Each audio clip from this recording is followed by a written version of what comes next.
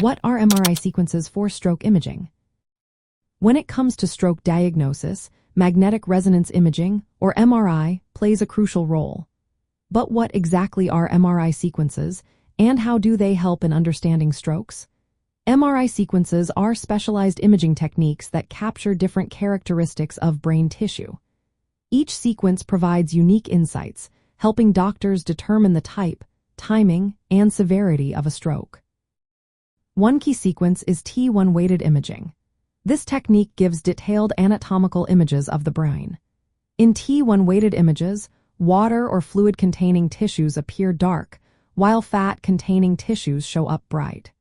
While T1-weighted imaging is great for assessing brain anatomy, it is not as sensitive for detecting acute stroke changes. Next, we have T2-weighted imaging. This sequence highlights water and fluid-containing tissues, making them appear bright. T2-weighted imaging is effective for spotting edema, infarction, inflammation, and tumors. It helps visualize changes in tissue related to strokes. Fluid-Attenuated Inversion Recovery, or FLAIR, is another important sequence. It suppresses signals from cerebrospinal fluid, enhancing the visibility of lesions near these spaces. FLAIR is particularly useful for detecting ischemic lesions, especially in the subacute and chronic stages. Diffusion-Weighted Imaging, or DWI, is highly sensitive for detecting acute ischemic strokes within minutes of onset. It shows restricted water diffusion in infarcted tissue as bright areas, making it essential for early stroke diagnosis and differentiating from other lesions. To complement DWI, we use Apparent Diffusion Coefficient maps. These maps quantify diffusion restriction, helping to confirm true ischemia and rule out artifacts or other causes of diffusion changes. Gradient echo imaging, or GRE, is sensitive to magnetic susceptibility effects caused by blood products. It is used to detect intracranial hemorrhage and cerebral microbleeds. Susceptibility-Weighted Imaging, or SWI, is even more sensitive than GRE for these issues and can differentiate between hemorrhagic and calcified lesions.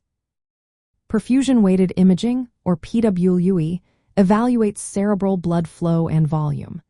It identifies areas of hypoperfusion and ischemic penumbra, which is tissue at risk but potentially salvageable. PWE is often combined with DWI to assess mismatch and guide treatment. Magnetic resonance angiography, or MRA, visualizes blood vessels without the need for contrast. It can detect vessel occlusion, stenosis, or aneurysms, which are important for classifying stroke subtypes. Arterial spin labeling, or ASL, is a non-contrast technique that measures cerebral blood flow, useful for assessing perfusion deficits. In clinical practice, an acute stroke MRI protocol typically includes DWI, FLAIR, GRE, or SWI, and MRA sequences. This combination allows for rapid evaluation of ischemia, hemorrhage, and vascular status. MRI is known for its higher sensitivity and specificity compared to computed tomography, especially in detecting early ischemic changes.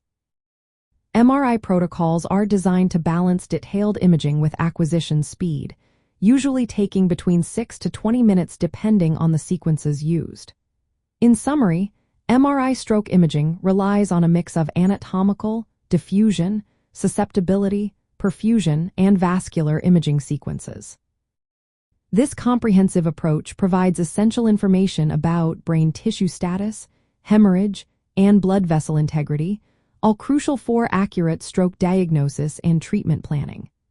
Always remember to consult healthcare professionals for personalized medical advice.